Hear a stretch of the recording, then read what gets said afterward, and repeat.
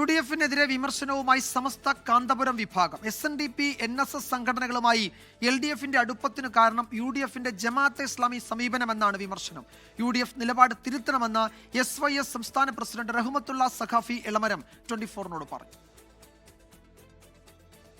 SNDP-യുടെ ഇടത് അനുകൂല നിലപാടും അയ്യപ്പ സംഗമത്തോട് NSS സഹകരിച്ചതും UDF-നെ പ്രതിസന്ധിയിലാക്കി. ഈ ഒരു രാഷ്ട്രീയ സാഹചര്യം രൂപപ്പെടാൻ കാരണം UDF-ന്റെ ജമാഅത്തെ ഇസ്ലാമിയോടുള്ള സമീപനമാണ് എന്നാണ് കാന്തപുരം വിഭാഗത്തിന്റെ വിമർശനം. ജമാഅത്തെ ഇസ്ലാമിക്ക് പ്രതിപക്ഷ നേതാവ് ഗുഡ് സർട്ടിഫിക്കറ്റ് നൽകിയത് സമുദായ സംഘടനകൾക്ക് UDF-നോട് അതൃപ്തി ഉണ്ടാക്കിയെന്ന് റഹ്മത്തുള്ള സഖാഫി എളമരം. ജമാഅത്തെ ഇസ്ലാമിയെ പോലെ ജനാധിപത്യത്തോട് നിസ്സഹകരിക്കണമെന്നൊരു കാലത്ത് വ്യാപകമായി പ്രചരിപ്പിച്ച ആളുകളെ ചേർത്ത് നിർത്തുമ്പോൾ സ്വാഭാവികമായും അതിൽ പ്രതിഷേധങ്ങളുണ്ടാവും, അതിൻ്റെ അനുരണനങ്ങൾ പല രീതിയിലും വരും. UDF-നെ സംബന്ധിച്ചിടത്തോളം ആഘാതം തന്നെ ആയിരിക്കും അത്.